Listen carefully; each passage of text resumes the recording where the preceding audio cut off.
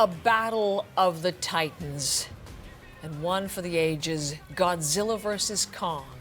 In theaters over the weekend that are open anyway, and took in about $120 million US. Today, the film opens in Canada, on the big screen in theaters that are open and on streaming services.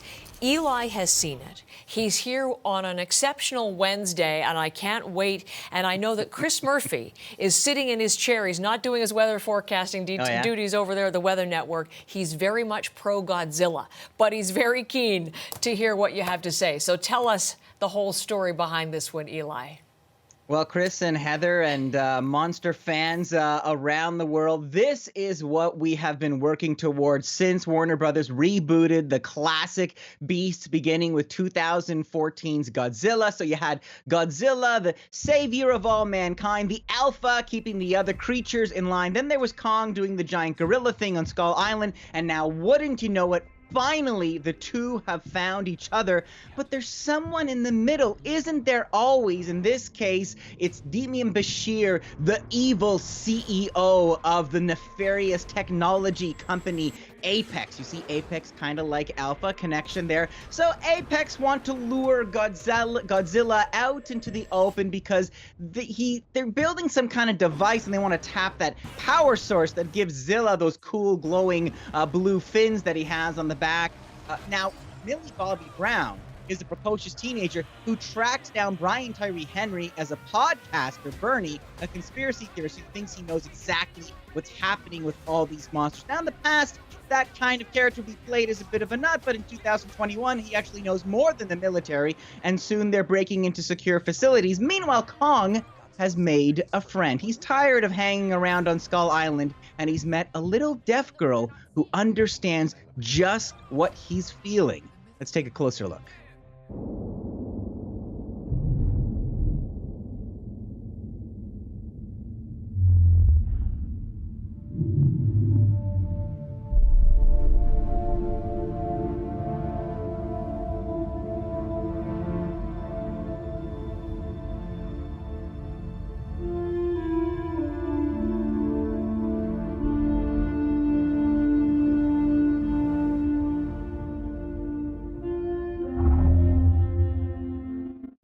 One of the few peaceful moments there with Godzilla versus Kong. That's actually young Kaylee Hoddle. She is a deaf actor from a deaf family and makes a, as you can see, very special and literal connection with the massive gorilla. Now, you might wonder what the big guy is doing there on a boat in the rain, being towed somewhere. I'm sure Kong would like to know that also. And that's because Kong is going to lead the good guys to a journey to the center of the earth. No, not the movie starring Brendan Fraser, actually to find some friends or a family, or lead them to a power source. I can't remember, or I don't really know if it matters. Now, Rebecca Hall is there to help the little deaf girl, and Alexander Skarsgård is there because they couldn't afford anyone more interesting.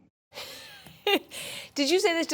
Did that remind you of E.T., that little moment? It was the little E.T. I had this flashback there of just a moment. Well, Kong is kind of saying, go home. I mean, so I think, that's a connection there. Okay, you and Chris have been waiting for this, along with the legion of monster fans and monster movie fans for years. What did you think in the end, Eli?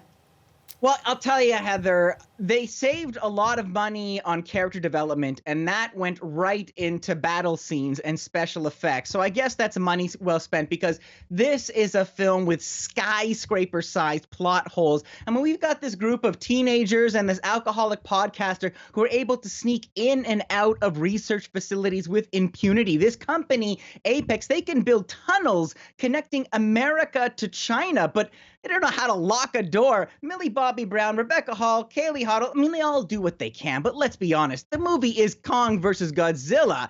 And any film that features Kong and Godzilla treating aircraft carriers like boogie boards, that's what we've come to see. And so in the final 40 minutes, that is exactly what we get. Now, just to give you a sense of the cinematic ingredients, I'm going to set the climax for you. So first, as ingredients, let's take a little bit of Pacific Rim, kind of classic monster mash, big beasties smashing cities into smithereens. Then let's take a look at Tron Legacy, because The final battle of Kong versus Godzilla is actually this beautiful kind of neon lighting and kind of retro flair, a little bit of Tron, a little bit of Miami Vice.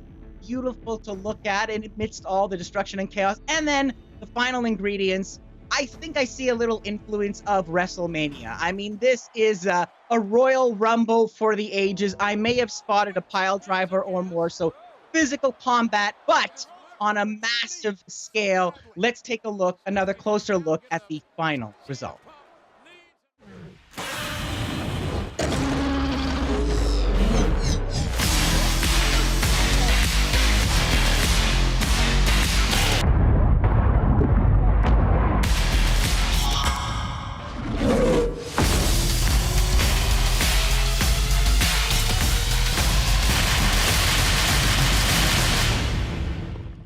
There you go. It's the kaiju chaos we have been waiting for. The director, Adam Wingard, sets the action amongst these neon-lit skyscrapers. It's like a supersized Duran video.